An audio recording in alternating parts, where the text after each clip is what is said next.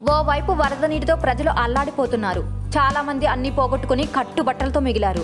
ఓ పక్కన ప్రభుత్వం ఈ ఘటనపై యుద్ధ ప్రాతిపదికన పనిచేస్తుంది. ముఖ్యమంత్రి, ఉప ముఖ్యమంత్రి కంటి మీద కునుకు లేకుండా పనిచేస్తున్నారు. ఇలాంటి విపత్కర పరిస్థితుల్లో ఎంత తెలివిలేని వ్యక్తి అయినా సిచ్యువేషన్ బట్టి నడుచుకుంటారు. కానీ మాజీ ముఖ్యమంత్రి జగన్ ఇంకా మారడం లేదు. జగన్ బుద్ధి వరదల్లో బురదలా మారిందో లేక బుడమేరులో కొట్టుకుపోయిందో తెలియదు కానీ ప్రజలను ఆదుకోవడం మానేసి అక్కడకు వెళ్లి రాజకీయాలు మాట్లాడుతున్నాడు. చంద్రబాబు ఇంటిని కాపాడుకోవడానికి బుడమేరు గేట్లు ఎత్తాడు అంటున్నాడు. బుడమేరు నదికి వరదొచ్చింది అంటున్నాడు. కనీసం జగన్కు బుడమేరు వాగో, నదో, కాలువో కూడా తెలియదు. పైగా బుడమేరు ఏదో పెద్ద ప్రాజెక్టులా గేట్లు ఎత్తారు అంటున్నాడు. ప్రజల ముందు తన అజ్ఞానాన్ని తానే బయట పెట్టుకుంటున్నాడు. శ్రీశైలం, నాగార్జున సాగర్ ప్రాజెక్టులా కుషన్ పెట్టుకోవాలంట. పైనుంచి వరద తన్నుకొస్తుంటే గేట్లు ఎత్తకుండా ఎవరైనా ఆపేస్తారా? అలా చేస్తే ప్రాజెక్టులు నిలుస్తాయా? కనీస అవగాహన లేకుండా మాట్లాడుతున్నాడు జగన్. ఎవరో ఒకరు రాసిస్తేనే జగన్ మాటల్లో ఎంతో కొంత సబ్జెక్టు ఉంటుంది. కానీ చేతిలో కాగితం లేకపోతే మాత్రం అంతా కైమా కొట్టినట్టే ఉంటుంది వ్యవహారం. గత 5 ఏళ్లలో జగన్, వైసీపీ లీడర్లు అంతా కలిసి ల్యాండ్, శాండ్, మైన్స్ ఇలా దేనిని వదిలిపెట్టలేదు.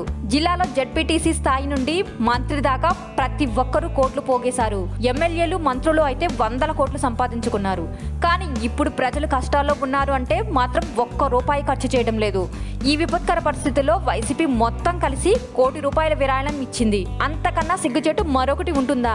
కోట్ల రూపాయలు ప్రజల కోసం విరాళాలు ఇస్తున్నారు ప్రజలు, ప్రముఖులు. పవన్ కళ్యాణ్ తన సొంత ఆదాయంలోంచి 6 కోట్ల విరాళం ఇచ్చారు. మెగాస్టార్ ₹1 విరాళం ఇచ్చారు. ఇలా ఎంతో మంది మంచి మనసుతో సాయం చేయడానికి ముందుకు వస్తున్నారు.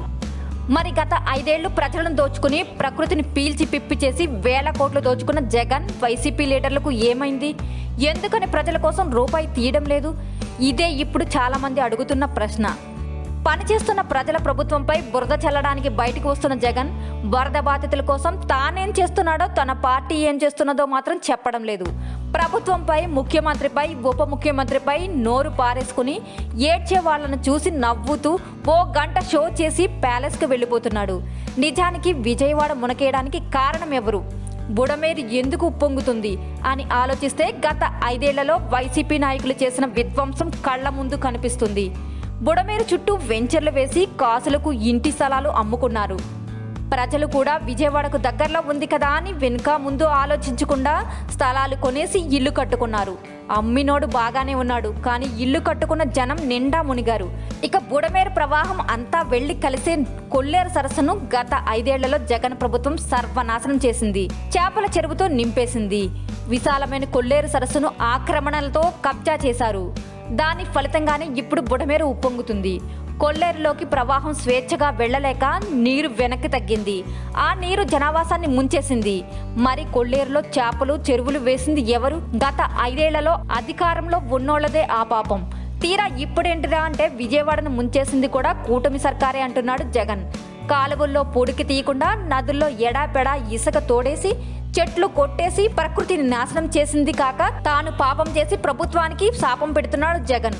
ప్రజలు కష్టాల్లో ఉన్నప్పుడు రాజకీయం చేయొద్దనే కనీస జ్ఞానం కూడా లేకపోతే ఎలా అని జనమే జగన్కి చివాట్లు పెడుతున్నారు.